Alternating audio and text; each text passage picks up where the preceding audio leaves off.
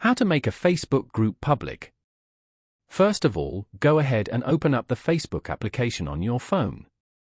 You will then be brought to the Facebook homepage. Here, you can view pages and friends' posts. On this page, go to the bottom panel and tap on Menu. Then, tap on Groups as shown. You can view all your groups on Facebook from here. Open any of your groups from here. Once you're here, tap on Manage. Scroll down to the Settings section and tap on Group Settings. Here, go to the Setup Group section. Then, tap on Privacy.